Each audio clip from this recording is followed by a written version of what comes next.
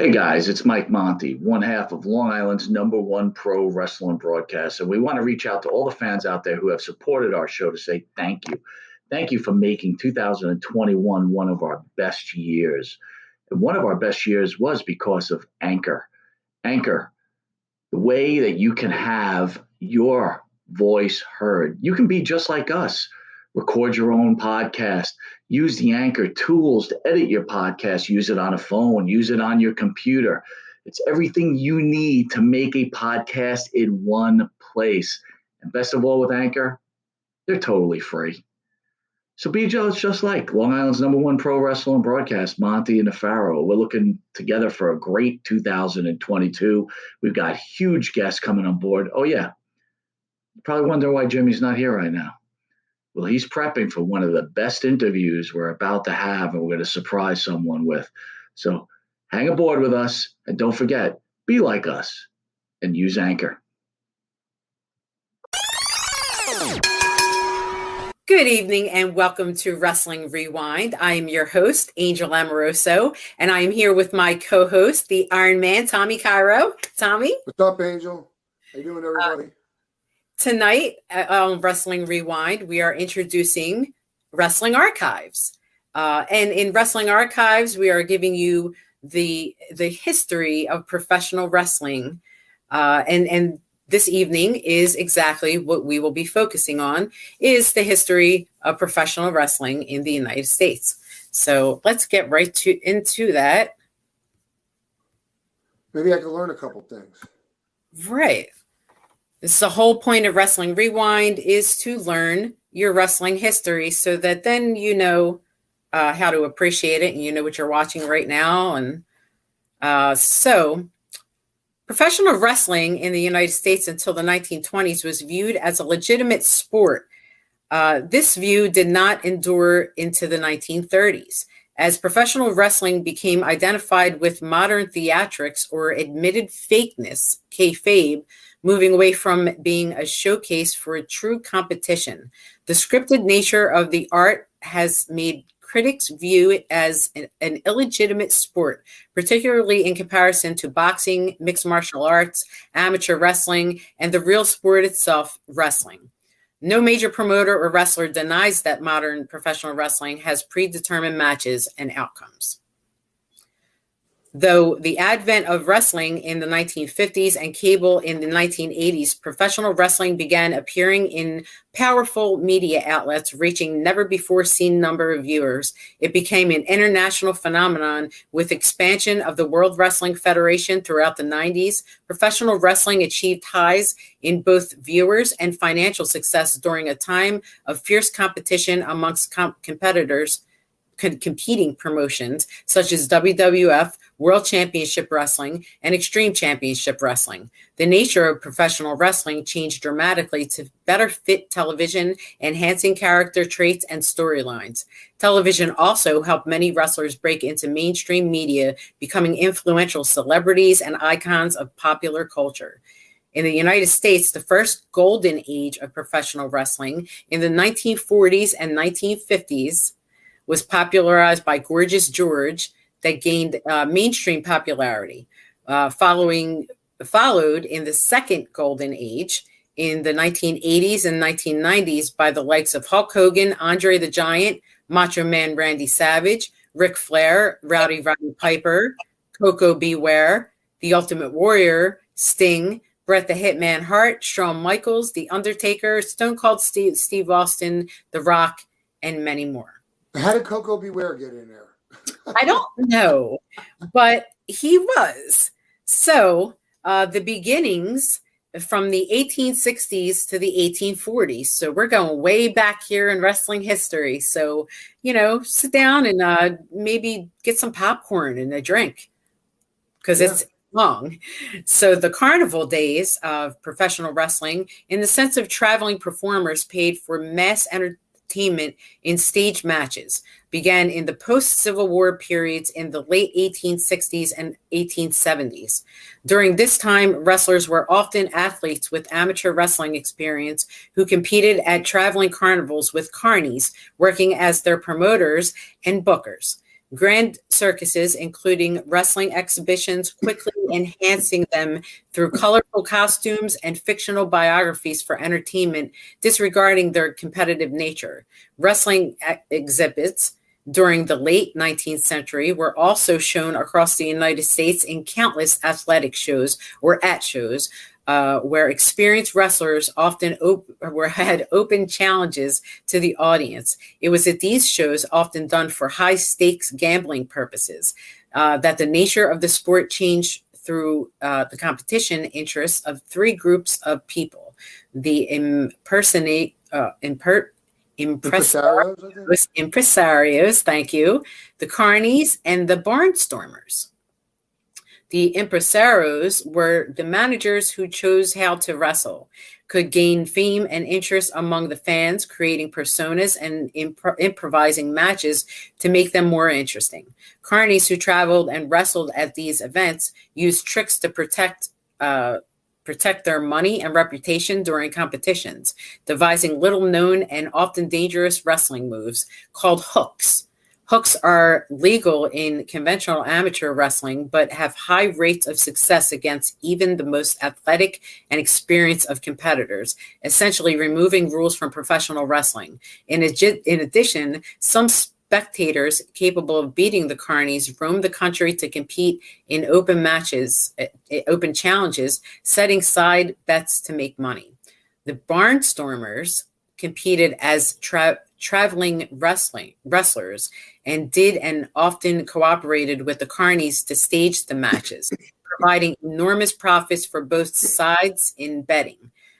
Through the interest in money-making among the three groups, wrestling became a business-oriented entertainment venue, distinguishing itself further and further from its authentic amateur wrestling background. Yeah, you see, now a point there real quick, Angel, is that they had good intentions, okay? Sure. But when you guys in a headlock for 30 minutes, nobody really wants to see that. So unless you're hardcore MMA, grappling, Valley Tudo, whatever, specialized, there's people that will watch it that understand that there's something going on that the average eye can't see. But in a minute, the guy's going to be turned over and have his hand cranked up to his neck, his arm cranked up. So, they had good intentions. It wouldn't work. So if you're going to make money, you got to do what you got to do. So you work the matches and everybody gets paid, hopefully. Right. And the moves had to come from somewhere at some time. And even if they were making them up, someone had to make them up at some time, call them hooks or shoots or whatever you call them. But, someone had to invent them. And these are the gentlemen who did. So wrestling performers were arranged in a pyramid hierarchy of fame and money based strictly on athletic talent. The lowest were the journeymen, young performers with promise and some skill, but who relied mainly on showmanship to gain fans. The actual wrestlers, called shooters because of their ability to shoot or real fight matches competitively, were more successful and less common. At the top were the elites, or the hookers, named for their ability to use arcane wrestling hooks to inflict damage and serious injury on the competition without much effort. Wrestlers considered themselves among a select group and often kept the fact that their sport was commonly faked to an extent in high secrecy. They used a jargon of their own, often shared with carnies, to communicate so the audience would not understand them, including the word kayfabe. Yep. And if we got time later, let's go back to kayfabe. I want to tell how I know what is not the common reason for that, but I know the real reason why they use that word. Okay, well, let's get into the word kayfabe for a second, since you brought it up. Okay. In professional wrestling, kayfabe is also work or worked, it means. As a noun, it is the portrayal of a staged event within the industry as real or true, specifically the portrayal of competition, rivalries, and relationships between participants as being genuine and not staged. The term kayfabe has evolved to also become a code word of sorts for maintaining this reality within the direct or indirect presence of the general public. All right. Now, it does not say origins of kayfabe, does it? Let's see. Where did that come from? Well, here's how it came. Okay, kayfabe in the United States is often seen as the suspension of disbelief that is used to create the non-wrestling aspects of promotions, such as feuds, angles, and gimmicks in a manner similar to other forms of fictional entertainment. In relative terms, a wrestler breaking kayfabe during a show would be likened to an actor breaking character on camera. Yeah. Also, since wrestling is performed in front of a live audience whose interactions with the show is crucial to its success, kayfabe can be compared to breaking the fourth wall in acting, since hardly any conventional fourth wall exists to begin with. In general, everything in professional wrestling show to some extent is scripted or kayfabe, even though at the times it is portrayed as real life. All right. Well, what this was a code. Okay, on the road, you have to make calls. You don't always have an office with somebody's phone you can use. So you're on the road as a worker, and again, mixed with the carny in the beginning. Okay, they were traveled together. So to let the people know at home that you made it safely to the next town, you got on a payphone and you got the operator and you said, I'd like to make a collect call to this number, and it's from K Fabian. Or I'd like to make a collect call to K Fabian. K, like K, the woman, Fabian's her last name. Okay? The operator says to your people at home, do you accept a call from K Fabian? They say no. Boom, you hang up. Message is sent. You're actually on a line at the same time together, but everybody knows now at home that you have made it. You're safe at your next town, because God knows how long it took them to go from one spot to the other, way back. I mean, if you go way back, they were by horse and carriage. I mean, what do you think they were setting up carnivals? They didn't have, way back then, that's where it started. So that's how the real origin of kayfabe is. So you let the people know at home without anybody paying for a phone call. Exactly. Okay, I just went through some information on the share screen there if anyone wants to get into reading the rest of the definition of kayfabe on top of what Tommy said there. All very informative to get you know what it means. So now we're moving into the Farmer Burns and Frank Gotch era. Oh, yeah. So during the late 19th century and early 20th century, wrestling was dominated by Martin Farmer Burns and his pupil Frank Gotch. Burns was renowned as a competitive wrestler who, despite never weighing more than 160 pounds during his wrestling career, fought over 6,000 wrestlers at a time when most were competitive contests and lost fewer than 10 of them. He also gained the reputation for training some of the best wrestlers of the era, including Gotch, known as one of America's first sports superstars. Gotch, regarded as peerless at his peak, was the first to actually claim the world's undisputed heavyweight championship by beating all contenders in North America and Europe. He became the world's champion by beating European wrestling champion George Hackenschmidt. Oh, yeah. Both in 1908 and 1911, seen by modern wrestling historians as two of the most significant matches in wrestling history. Yeah, Hackenschmidt was like a freaking house, built. A lot of the guys were back then, like just big, brawny guys. Who knew if it was juice or just natural? No, I'll tell you what. A lot of farmers and a lot of beef and a lot of eggs and a lot of milk and dairy. Natural, just nature. Lifting up bales of hay, Big good old boys, Yeah. So the popularity of wrestling during the early 20th century was highest in the Midwest, where ethnic European communities, many of them German, Polish, Czech, Hungarian, Greek, and Scandinavian in ancestry, continued to carry on fighting styles practiced in their home nations. At this time, during the late 19th century and early 20th century, the majority of wrestling was still competitive, and it was immensely popular. In fact, wrestling's popularity was second only to baseball from 1900 to the early 1920s, launching trading cards and competitive wrestling programs in colleges, high schools, and athletic clubs, legacies that have endured to this present day. Yep. Wrestling's popularity experienced a dramatic tailspin in 1950 to 1920, becoming distanced from the American public because of widespread doubt of its legitimacy and status as a competitive sport. Wrestlers during the time recount it as largely faked by the 1880s. It also warned due to Gotch's retirement in 1913 and no new wrestling superstars emerging to captivate the audience's attention. So, well, it's the ups and downs. It's that's been that way forever. Yeah, sometimes it's good, sometimes it's bad. Yeah, Right. Next, we move on to the expansion era, the 1920s to the 1930s, and this was Following the retirement of Frank Gotch, professional wrestling, except in the Midwest, where legitimate wrestlers such as Michigan's Poison Ivy took on all comers at state fairs and was losing popularity fast. Media attention focused on the illegitimacy of wrestling instead of its athleticism, and without a superstar like Gotch, no major personality reached a wide fan base. In response, 3 professional wrestlers, Ed Lewis, Billy Sandow, and Toots Mondt, joined to form their own promotion in the 1920s, modifying their in-ring product to attract fans. The 3 were referred to as the Gold Dust Trio due to their financial success.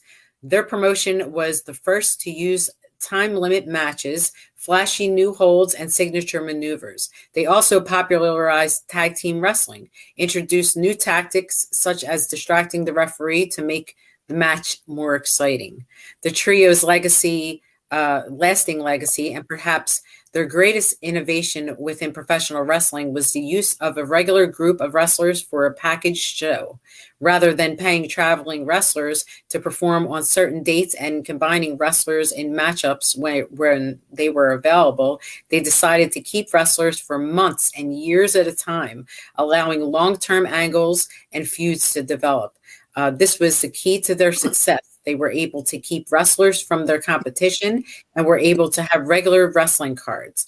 Their business succeeded quickly and gaining popularity for its freshness and unique approach to wrestling, a traveling stable of wrestlers. The trio gained popularity nationwide during their best years, roughly 1920 to 1925, when they performed in the Eastern Territory, acquiring fans from the highly exposed big cities. The trio was dealt a severe blow by Stanislaus Zbyszko when he beat the rookie Wayne Munn for the World Heavyweight Championship against the original booking. Munn, who had been recruited to wrestling and pushed to the level of champion in only a few months, was trio's new star and main attraction. Zbyszko was supposed to lose to Munn, but refused to follow along, beating Munn so decisively and throughout thoroughly that the referee awarded him the title to prevent a riot. Wow. In addition, Zbyszko quickly dropped the title to Joe Stetcher, a rival of Ed Lewis, making the situation worse for the trio. Wow. Now, Joe Stetcher was a hell of a talent. It's just that Zbyszko guy, man. I can't say that I blame him. He probably spoke for the whole locker room saying, we've been here all this time busting our butts, and this guy comes in, and he's not a shooter. It's not like it's Luke Dez and we have to shut our mouths or we're going to get twisted into a pretzel. So you got to give him, I give him credit for that. Especially at the time where people were questioning the legitimacy of everything. When you have someone that is there and can actually out wrestle you, then you can't deny them a title, and that's pretty admirable. I'm sure they slipped him a little bit. They could have said break his arm, They could have, but back then. Okay, so Stetcher, although an able booker, was afraid of losing his championship, refusing to wrestle many contenders as a result. This made it impossible for the trio to retrieve it. They responded by calling the Munn-Zbyszko match illegitimate and reinstated Munn as the champion, but quickly had him drop it to Lewis. This left 2 champions, Ed Lewis and Joe Stetcher, who were regarded as the dominant wrestlers of the period. Stetcher and Lewis agreed to a unification match years later in 1928 when Stetcher gave in and lost the title to Lewis. By this time, the Zbyszko double cross had already caused an irreparable damage, distracting from the trio's dominance over wrestling industry. In addition, the buildup of Munn, followed by such a humiliating loss, had devalued his title and credibility as a major wrestling superstar permanently. Yeah, well, that's the promoter's fault for doing that. He set him up for failure. Yeah, it's a shame. You can't stick people in. There's plenty of examples of that, but still it happens, So next we move on to the growth of wrestling promotions. In March of 1887, Evan Lewis defeated Joe Acton for the American Catches Can Championship in Chicago. Soon, every wrestling promotion had created its own championship, which was considered each company's pride and glory.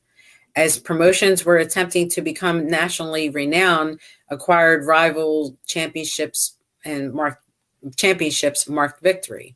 In the 1930s and 1940s, small wrestling promotions had fierce competitions with each other, often stealing talent and invading enemy companies to win over fans, with inter-promotional matches occurring nationwide. The promotions were vying for dominance. In 1948, wrestling reached new heights after a loose federation was formed between the independent wrestling companies. This was known as the National Wrestling Alliance. In the late 1940s and 1950s, the NWA chose Lou Thesz to unify the various world championships into a single world heavyweight title. Thesz's task was not easy, as some promoters reluctant to lose face went so far as to shoot title matches to keep their own champions popular with the fans. Yeah, well, if they were good enough, yeah. Yeah, why not? You want to focus on your own. Now we're moving on to the television area. The television era, 1950s to the 1970s. The list of pro wrestling studio television shows was taped on December 18th, 1942 at WRBG TV in, let me get this right, Schenectady, New York, at a time when few Americans owned television sets. We were just talking about this the other day. The earliest successful recurring wrestling program was Hollywood Wrestling in Los Angeles, which debuted on KTLA in 1947 and was syndicated in numerous U.S. cities by 1952. From the advent of television, professional wrestling matches began to be aired during the 1950s, both locally and nationally, reaching a larger fan base than ever before. This was an enormous time of growth for professional wrestling, as rising demand and national expansion made it much more popular and lucrative form of entertainment than in decades previous. This was called the Golden Age. For the wrestling industry, it was also a time of great change in both the character and professionalism of wrestlers as a result of the appeal of television. Wrestling fit naturally with television because it was easy to understand, had drama, comedy, and colorful characters, and was inexpensive for production. I guess back then it was. From 1948 to 1955, each of the three major television networks broadcasted professional wrestling shows, the largest supporter being the Dumont Television Network. Yeah, that ended up being WOR Channel 9, which is where the wrestling I watched originated from. New York, New Jersey, New York? Yeah, it was coming. They were taping it from Washington, D.C. at the Capitol Arena.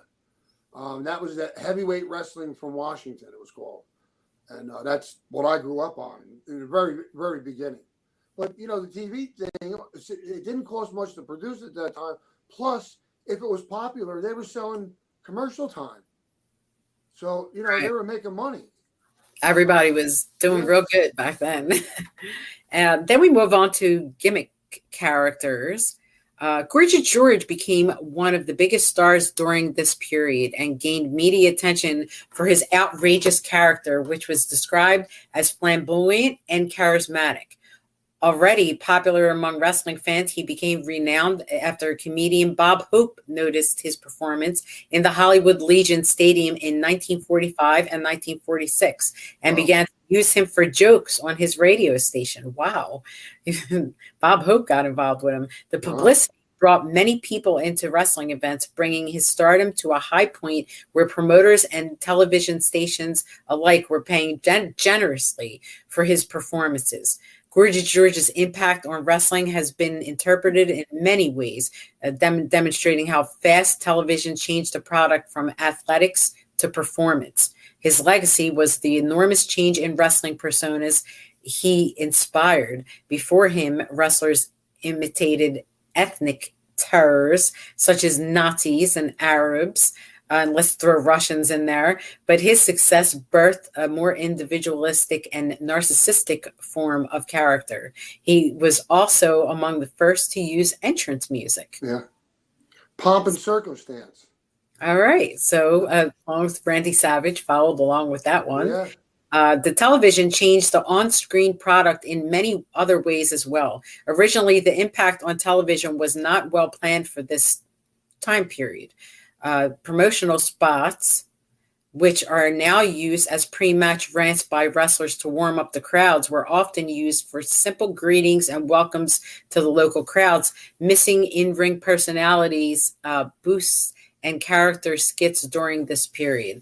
No one would discuss promos before shooting them, and promoters usually would not spend time helping wrestlers in front of the camera. I don't think they needed to. And as long as you knew what town you were in. So don't forget, you're sitting there and you're rattling off 6 promos for different towns.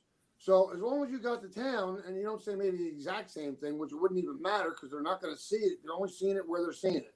That's wherever the promos are shown. So you can get away with murder that way. I mean, you can use the same one practically. Right. You got to make sure you got the town and the date. This Saturday night, the 26th at the Omni, wherever you're at. So other than that, if they were halfway decent, they should have been able to, pull it off.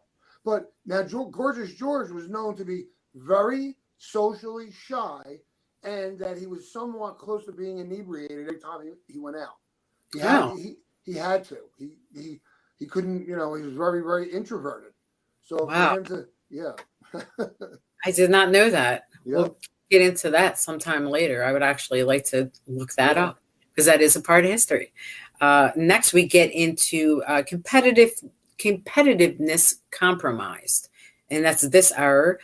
Professional wrestlers themselves began to change.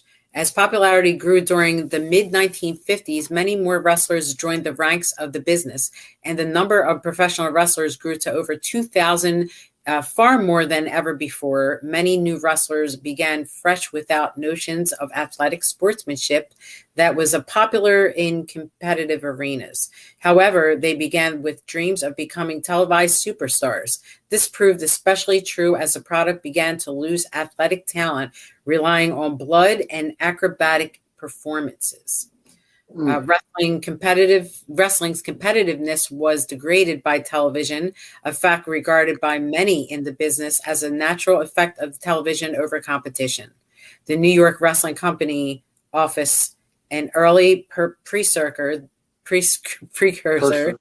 that would eventually evolve into what is now WWE, soon became dominant. It refused to use competitive wrestlers and instead focused on attracting televised entertainment.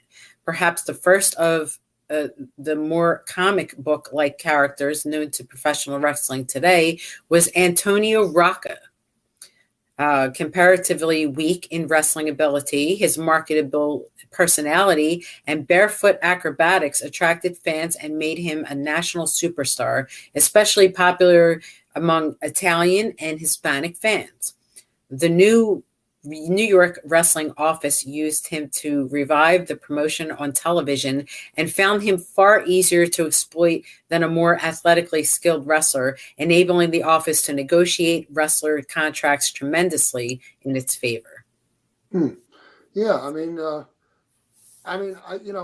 it doesn't make any difference. If a guy makes money, that's what it's about, and the promoters don't really care. So I guess if you're in the back, you got to deal with it, Either step up your game and, maybe add some of that to your character. I mean, I don't know what else you could do. Right. Exactly. After all, it is about money, and it is about entertainment. And whether the purists like it or not, it's what it puts asses in the seats. And if that's what it is, and that's what it is. I mean, my son will show me a video and it'll have 9 million. And I'm like, it's stupid. But this is what you're talking about. You know, people today like wrestling differently than we were brought up on. And I don't know how that's going to change. You know? And maybe it won't. Maybe it won't.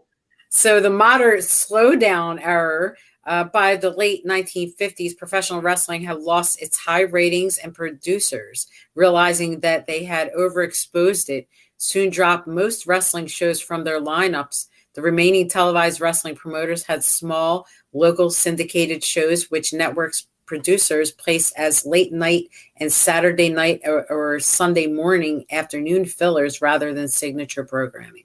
Promoters used localized television as a weapon for eliminating the competition by purchasing airtime from rival territories, effectively putting them out of business. So yeah, all they had to do is pop it in their time, buy that time slot, and put your product, insert your product in there. Now the people are standing there like, been watching this for like 8 years, you know. Where are my guys? This here is a map of the NWA territory system in North America. So all those lit up parts are and the NWA NWA. The Monopoly, the NWA book. That's a book to read. That tells you everything that went on. Yeah, we'll get to that in future episodes. Can't wait for that.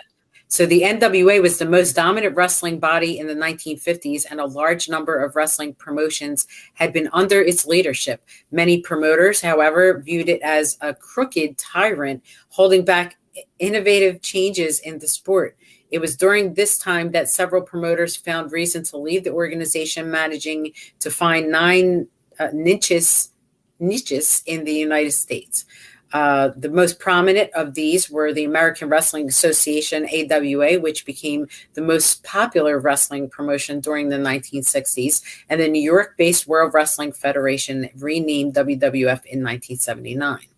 As a top wrestler in the 1950s, Vern Gagne formed his own wrestling promotion in the NWA in 1957, which soon became the lead promotion, with Gagne winning the World Heavyweight Championship of Omaha.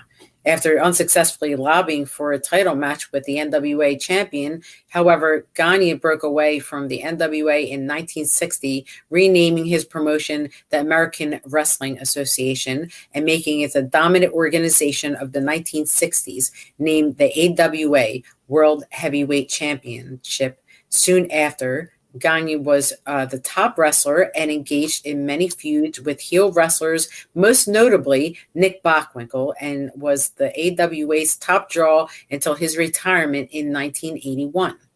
Bruno Sammartino carried the WWF title during the 1960s and 1970s.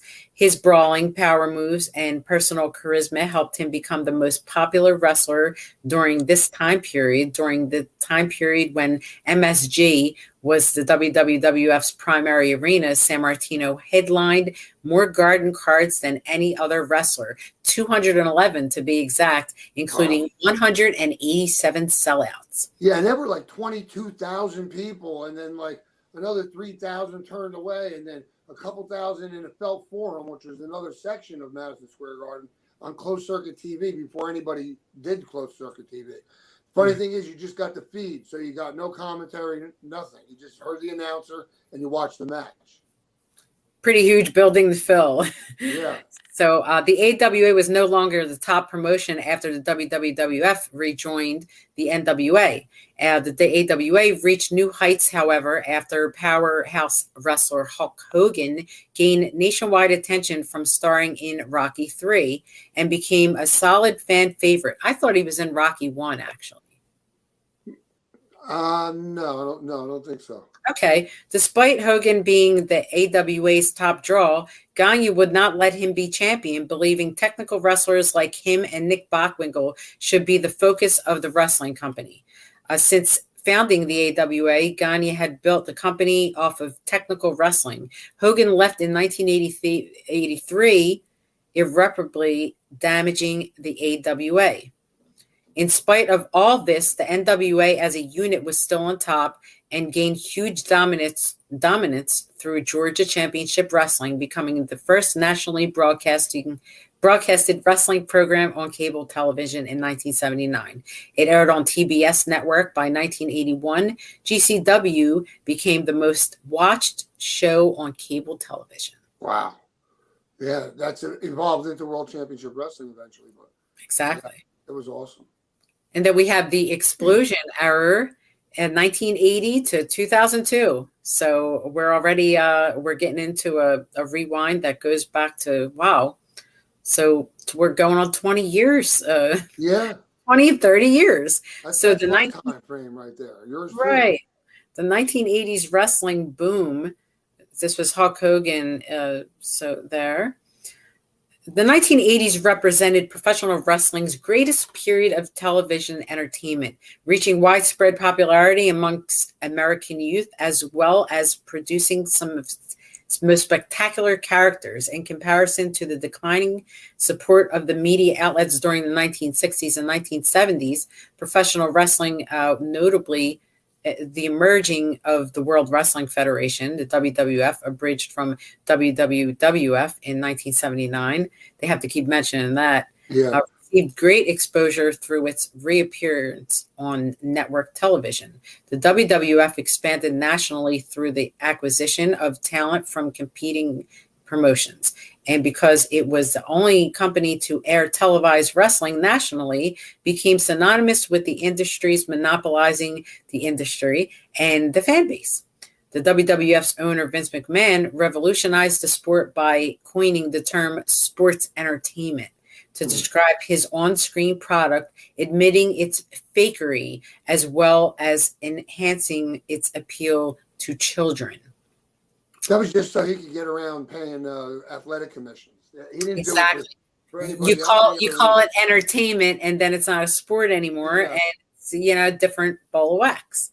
So the WWF became the most colorful and well-known wrestling brand to children because of its child-oriented characters, soap opera dramaticism, and cartoon-like personas. Most notable was the muscular Hulk Hogan, who marked the 1980s with his all-American persona. His sheer size, colorful attire, and charisma and extravagance made his main events into excellent rating draws.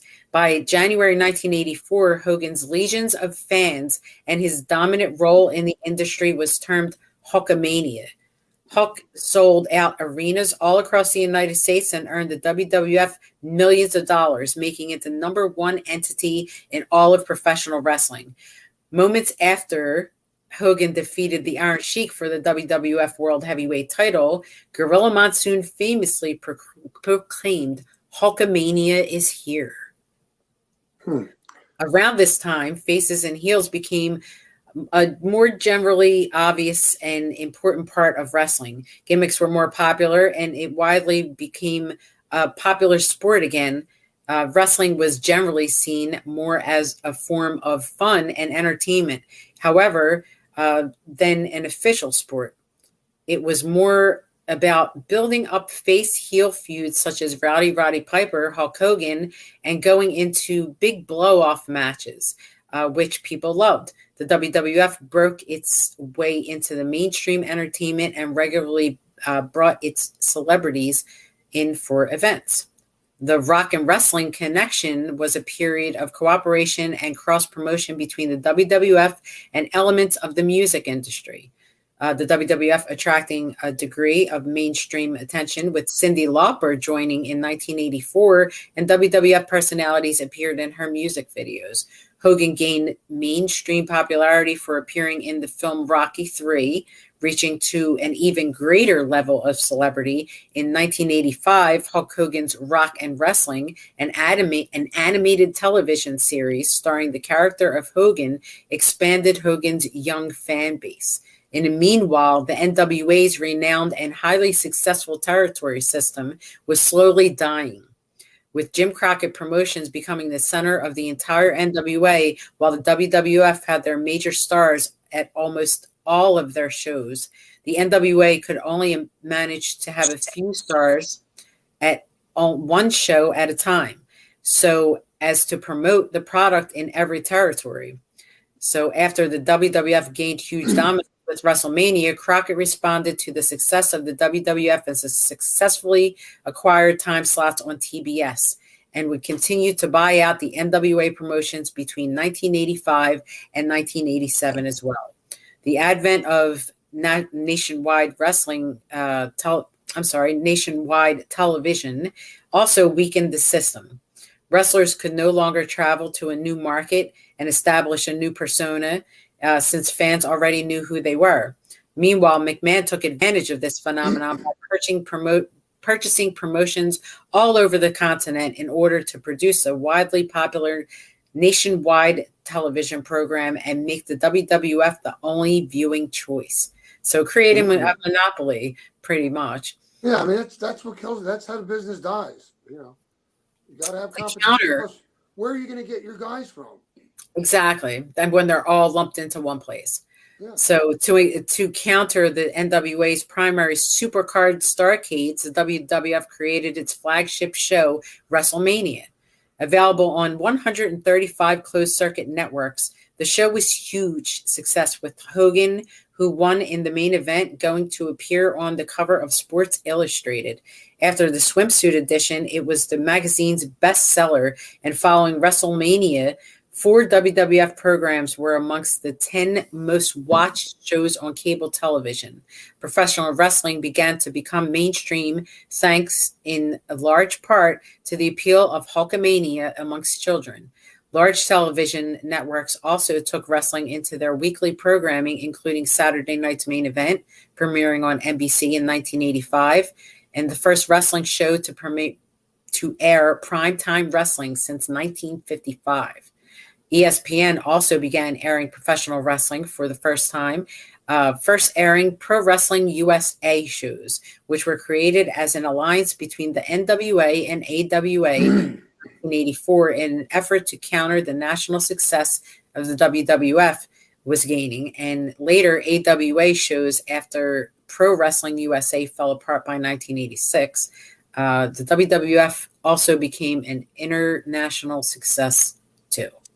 So WrestleMania 3, with a reported record attendance of 93,170 people, is widely considered to be the pinnacle of the period.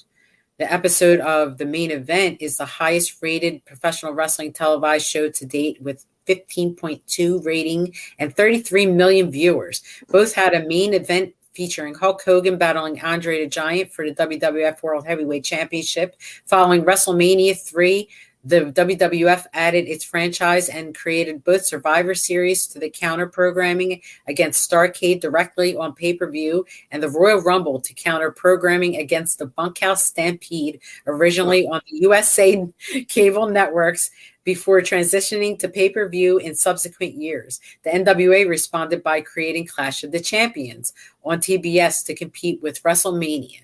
For free, though. Right, exactly. For Yeah. free.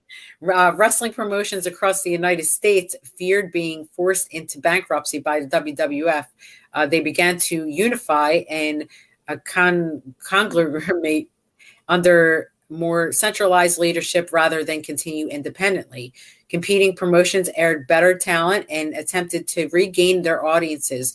In late 1987, Continental Wrestling Association wrestler and co-promoter Jerry Lawler had joined the AWA and helped establish a relationship between AWA and CWA, which was formerly an NWA territory that would be somewhat of a rival of Pro Wrestling USA. In 1988, the struggling World Class Wrestling Association, formerly known as World Class Championship Wrestling, until it withdrew from the NWA in 1986, and Continental Wrestling Federation, known as Continental Championship Wrestling, until it was bought out in 1988. It would also take part in this alliance, which agreed to unify the WCWA and AWA heavyweight titles at Super Clash 3. Super Clash 3 was not a success, however, and the second Pro Wrestling USA alliance soon fell apart. CWA co-promoter Jerry Jarrett then bought out the WCWA, and renamed the unified company as the USWA, United States Wrestling Association. Jerry Lawler also took his AWA title to Jerry Jarrett's promotion, and the belts were renamed as a USWA heavyweight title. The AWA was able to create a new belt, but at the end of 1990, company's profits had dwindled so badly that the company went out of business, and NWA president Bob Geigel also withdrew from the NWA by December of 1987 and attempted to revive his Heart of America Sports Attractions as a national promotion known as World Wrestling Alliance, but would go out of business by 1989. After WrestleMania 3, Crockett also acquired the Universal Wrestling Federation, which broke from the NWA in 1986, and would also establish a second office in their old Dallas headquarters to fight WWF's control of the industry. JCP took the NWA's pay-per-view names and used its best talent to draw ratings. Crockett was unable to beat McMahon, who took big bites out of Jim Crockett's promotion by successfully airing the 1987 Survivor Series and 1988 Royal Rumble on the same nights as Starrcade 1987 and the 1988 Bunkhouse Stampede pay-per-view cards. This left him with no viable option other than selling out to media mogul Ted Turner, who renamed the promotion World Championship Wrestling and continued to challenge Vince McMahon's monopoly of the industry. Turner promised a more athletic approach to the product, making Ric Flair the promotion's marquee wrestler and giving young stars big storylines and championship opportunities. That was exciting. I mean, that's all I watched. I never watched WWE. Very rarely. So moving on to the Monday Night Wars from 1995 to 2001, during the early 1990s, the WWF was being hindered by competing brands and nagging legal troubles. The largest troubles came from WCW, which competed for fans and dominated the industry during the years of 1997 to 1998. The WWF was forced to change itself and to overcome its competition by remodeling itself with its added bloodshed, violence, and more profane, sexually lewd characters. This new Attitude Era quickly dominated the style and nature of wrestling to become the far more teen-oriented than ever before, and made the WWF regain its status as wrestling's top company. The image of WCW changed when Eric Bischoff was appointed executive vice president of WCW in late 1993, where he signed former WWF stars and departed from their focus of in-ring action in favor of the WWF's approach. The WWF began to suffer immediately and started building new stars. The Monday Night Wars began in 1995 when WCW started Monday Nitro, a show that ran directly against Monday Night Raw. While starting the feud evenly, the war escalated in 1996 with the formation of the heel stable, the New World Order. They helped WCW gain the upper hand when they became the most powerful group in professional wrestling. WCW also came up with the more legitimate, edgy storylines and characters overall for its cartoonish style. So while WWF and WCW rivalry was brewing, a third promotion was on its way to growing prominence. NWA Eastern Championship Wrestling renamed itself Extreme Championship Wrestling and left the NWA. ECW adapted a hardcore style of wrestling, and it exposed the audience to levels of violence rarely seen in wrestling. The unorthodox styles and moves, controversial storylines, and intense bloodthirst of ECW made it immensely popular amongst many wrestling fans in the 18 to 25-year-old demographic. Its intense fan base, albeit a small continuity, reached near cultism in the late 1990s and inspired hardcore style in other wrestling promotions, namely WWF and WCW. In 1997, the WWF gained momentum with the start of the Attitude Era. McMahon recast himself as the evil boss, known authoritatively as Mr. McMahon. While an interesting character, it was McMahon's realistic feud with Stone Cold Steve Austin, who had proven to become a huge money-making draw for the company and become the company's most popular wrestler at the time that made the company's finally dominate its competition. This was probably amongst the best of Vince McMahon's storylines, and it became at the time when Bischoff was losing his vigor in WCW's affairs. The WWF gained infamy for its more sexually explicit, profane, and violent characters. Austin was the top superstar in the company, portraying a foul-mouthed, beer-swilling anti-hero who regularly defied his boss. The Rock became a star at his cocky persona, his many catchphrases, and attractive charisma. Mankind gained popularity for enduring extreme pain, performing dangerous stunts, renowned amongst the industry today. The stable D-Generation X was famous for its adult themes and established stars. The Undertaker added his fame because he was hardcore in most matches, notably with Shawn Michaels and Mick Foley. His gimmick which many consider to be the greatest in the history of professional wrestling, and because of his overall dominance in a period in which he helped to put over new talent like Kane and win 3 world championships in his era. Through the collective success of these characters, the company had finally refocused itself in the 18 to 25-year-old demographic. By the start of 1999, both shows were consistently getting ratings of 5.0 or higher, and over 10 million people tuned into Raw and Nitro every week. Wrestling continued to grow as wrestlers made the mainstream media. From 1998 to the momentum was in WWF's favor for the remainder of the wars, with Raw dominating Nitro in the ratings.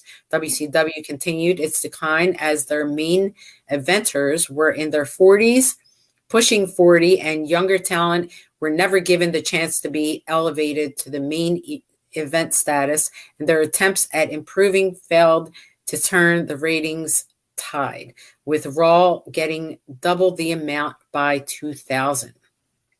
Yeah, I mean, when these guys just want to stay on top, they got to know when. You got to know when to change things up, and that was the problem. And instead of stay on the top, but in the meantime, cultivate some new stars, so that you leave something behind instead of just like you're gone and that's it. You didn't elevate anybody. You didn't give anybody the rub. You didn't help anybody up. If anything, those guys were abusive to most of the talent. I mean, Scott Hall, what's his name? JBL. All of them. Those guys. Really arrogant and not the nicest people.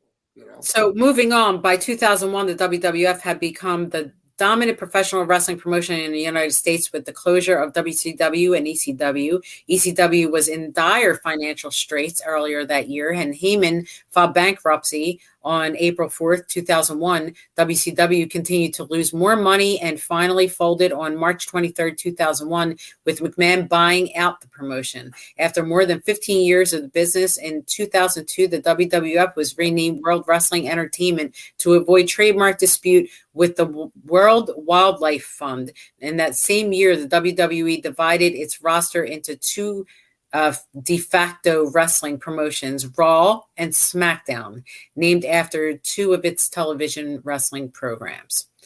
So let's see, the modern era of wrestling, 2002 to present.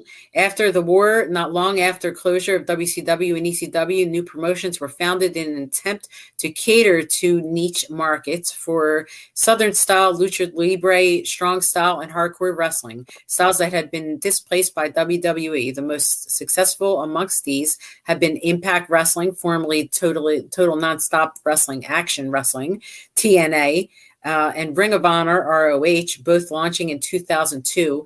Ring of Honor tried to emulate the Japanese strong style, while Impact presented themselves as an edgier contemporary alternative to WWE. By 2011, WWE's full name was retired as the company had entered the PG era. After their programming to a more conservative, family-oriented slant, as fans sought out more adult-oriented alternatives, independent promotions, and developmental territories began to gain more exposure, including Combat Zone Wrestling and Pro Wrestling Guerrilla. In 2014, United Artists Media Group and El Rey Network partnered to launch Lucha Underground, serialized television drama, and Lucha Libre promotion affiliated with Lucha Libre AAA worldwide. Both the show and promotion would receive positive reviews and notable media attention. In 2018, Lucha Underground held a joint show with Impact Wrestling at WrestleCon during WrestleMania weekend. Lucha Underground would ultimately be canceled in 2018 after 4 seasons. In 2017, the National Wrestling Alliance was acquired by Billy Corrigan, lead singer of the Smashing Pumpkins, including its name, rights, trademarks, and championship belts. Since the acquisition, the NWA has been on a resurgence by its web series, 10 Pounds of Gold. By 2019, NWA will become a singular entity rather than a governing body or international promotional alliance, with the introduction of its own weekly series, NWA Power, later that year.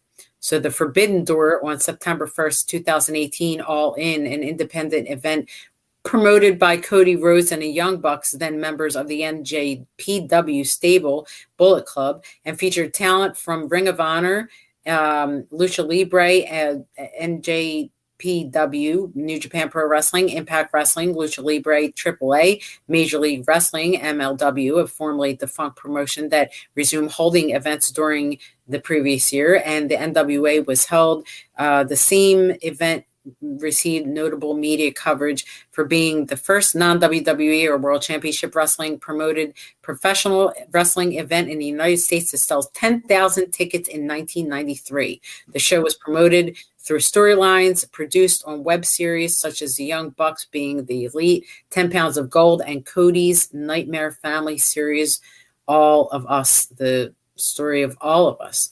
Let's see, owing to the success and critical acclaim, All In, Cody and the Young Bucks will partner with Shaden and Tony Khan to launch a new wrestling promotion called All Elite Wrestling in 2019. The promotion quickly gained its notoriety from being its financial backing, which allowed them to secure a national weekly television deal, AEW Dynamite on TNT, and was seen by CBS Sports as the first national promotion to compete with WWE on a major level in nearly 2 decades. Wow.